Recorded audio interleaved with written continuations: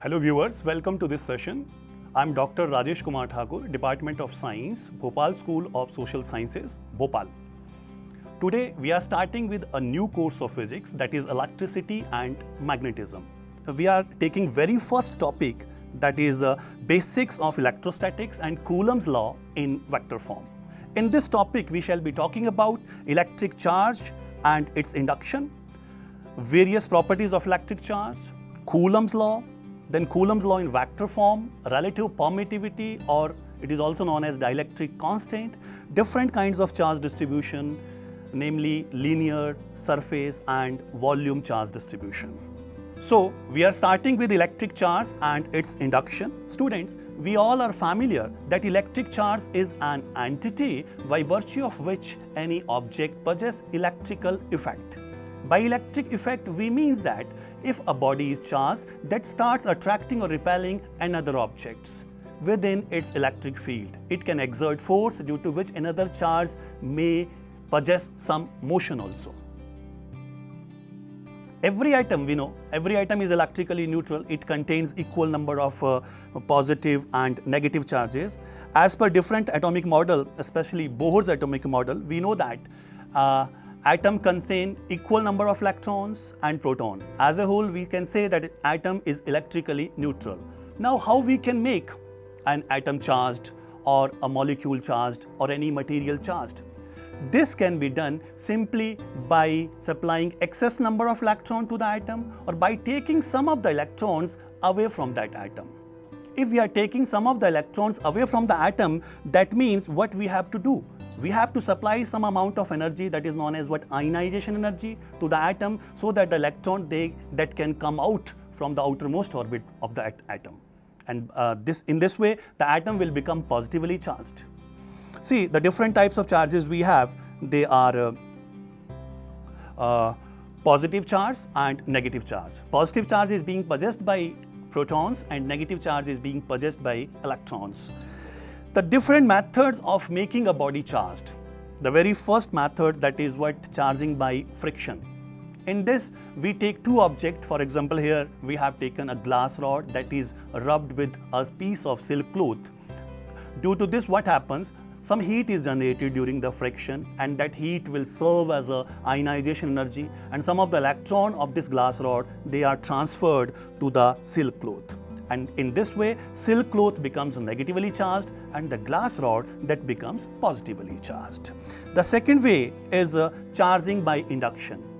In this case, what we do, we take a charged body that is placed near to a neutral body. Here we are having a negatively charged balloon and two metallic spheres A and B over there. Initially they are neutral, but when a negatively charged balloon that is taken near surrounding of the two metal sphere, what happens? The metal A that starts inducing some positive charge over it, and metal B that start inducing some negative charge on it. And this way of charging is known as what? Charging by induction. The third method is the charging by conduction. This is very simple. We are having a charged body that is taken in actual contact with a neutral body. So some of the charge from that charged body that flows to that neutral body, and that also becomes charged. And in this way, we can charge any body by both means. We can make it positively charged or negatively charged. The next is various properties of electric charge. We are taking very first property. Although some basic properties are there, that there are two types of charge, negative charge or positive charge, and like charges, they repel each other, opposite charges or unlike charges, they attract each other. Beside that, we are starting with a very important property, that is what? Quantization of electric charge. See, if we are having a charged body that is having some charge, the total charge possessed by that body will always be equal to the integral multiple of smallest unit of charge. See, what do you mean by smallest unit of charge? The smallest unit of charge is always equal to 1.6 into 10 raised to power minus 19 coulomb. The positive charge that is being possessed by proton, and negative charge that is minus 1.6 into 10 to the minus 19 coulomb, that is the charge possessed by an electron. Then for any charged body, the total charge possessed by them is always equal to integral multiple of smallest unit of charge. Here n shows any integer. Next we talk about that is conservative nature of charge. That is what? Charge possessed by any system that is always constant. For example, we are having here two metallic spheres before interaction. One is carrying 4 coulomb positive charge, another is carrying 8 coulomb positive charge. Now they interact with each other, they had some interaction with each other, and after interaction the first body that acquired plus 10 coulomb charge, then how much charge is being acquired by the second body? Since before interaction the total charge is 8 plus 4, that is what, 12 coulomb. After interaction it should also be again 12 coulomb. So here the charge carried by the this red sphere, that will be definitely 12 minus 10, that is what, 2 coulomb. That is what, 2 coulomb. The next property is what? Additive nature of charge. That is what? Additive nature of charge. Additive nature of charge means if we are having a body, charged body, that is charged differently. It is having negative as well as positive charge in its different sections. Then the total charge possessed by it will always be equal to algebraic sum of all the charges. By term algebraic, we means the positive charge, they are taken positive, and negative charge are added by taking a negative sign. Next is, that is very important law known as Coulomb's law. The statement is, there exists a force of interaction in between every two charges, and that force might be attractive or repulsive. The magnitude of that force, that is directly proportional to the product of the two charges and inversely proportional to the square of the distance of separation between the two charges.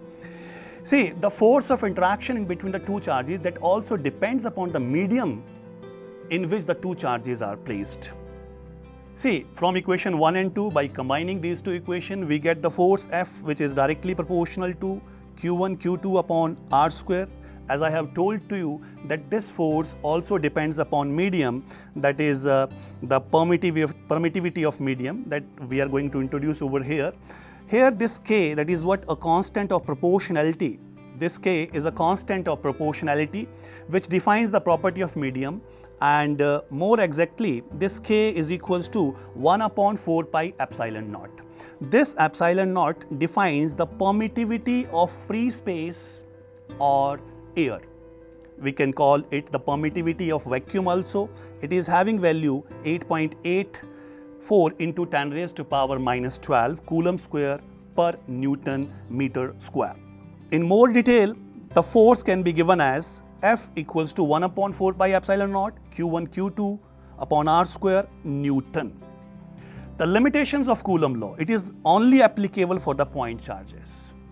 If we are having a bulk charged body, then Coulomb's law is not applicable. Next one is the charges, they should be in the state of rest. Then and then the Coulomb's law will be applicable. Next, the very important term is Coulomb's law in vector form. In vector form of Coulomb's law, what we are going to discuss, that is the direction along which the force is exerted by one charge on another. See, here we have taken two charges, Q1 and Q2. They are placed in the electric field of each other. What I mean to say, they are capable of exerting force on each other. Then force on Q1 by Q2, that can be given as F12, that is force on Q1 by Q2. That force will act along this direction, that is what F12. And the expression as per Coulomb's law is this one, but here the additional thing is this one, that is a unit vector along the direction of the force. See, the force on Q1, which is exerted by Q2, that will definitely start from Q2. So this is a unit vector R2 to 1. R2 to 1. That is, the force starts from Q2 towards Q1, and this is the direction of F12. In the same sense, we can talk about the direction and magnitude of the force on 2, that is on Q2 by Q1. See, the force on 2 by 1, that will definitely starts from Q1 and that will act along this direction. The unit vector along this direction will be R1 to 2. See, these two unit vectors, since they are acting in opposite directions, we can say the force is F12 and F21, they are equal in magnitude and they have opposite directions. That is, F21 equals to minus F12 vector.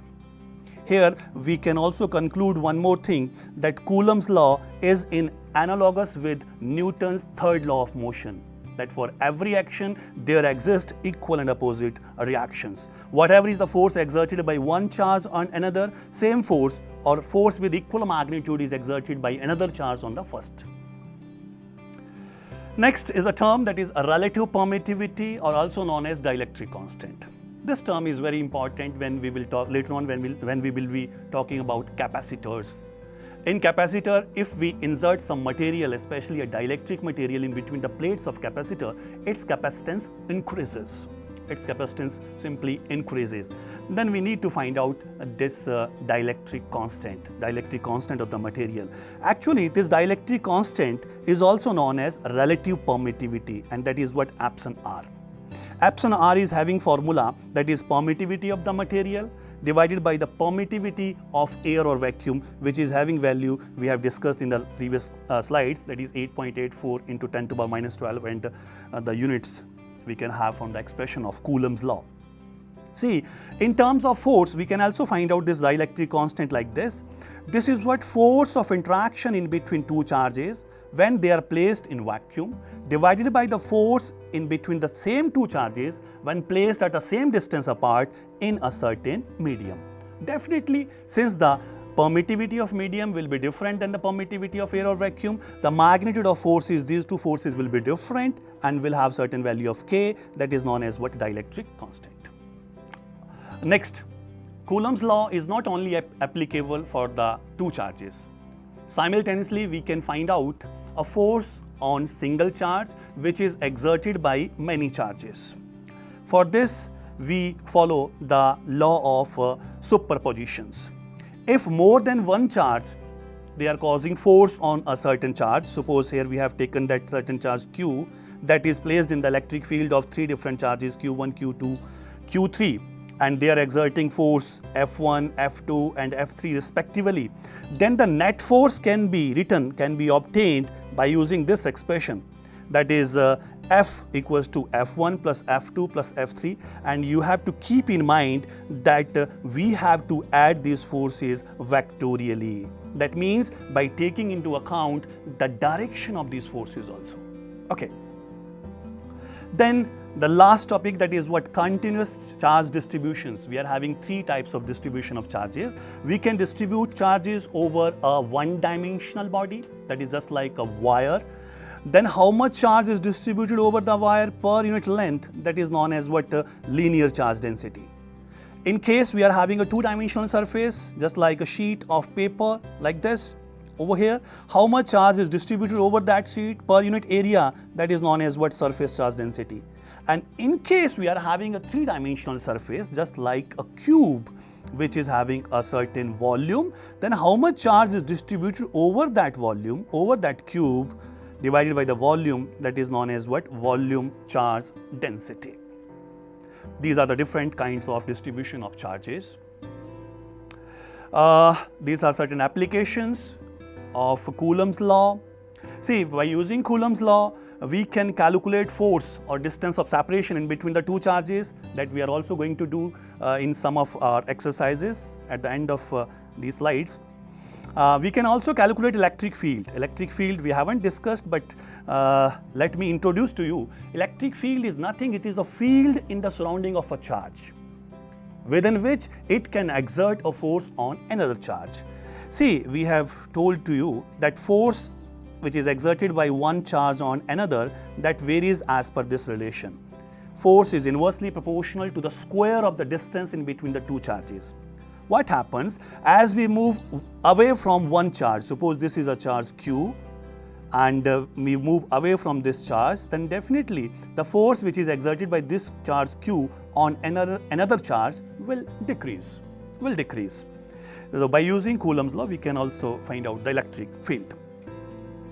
Another, that is regarding superposition theorem, that we can calculate the force on one charge due to assembly of another charges.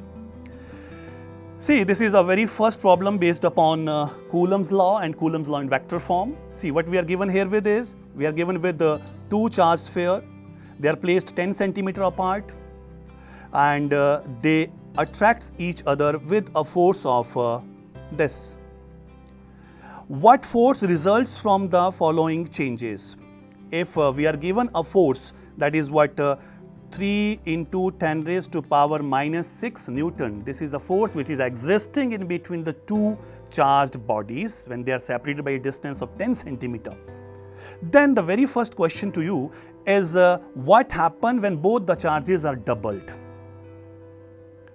and the distance remains the same? See, we have a formula from Coulomb's law that F equals to K, that is Q1 Q2 upon R square.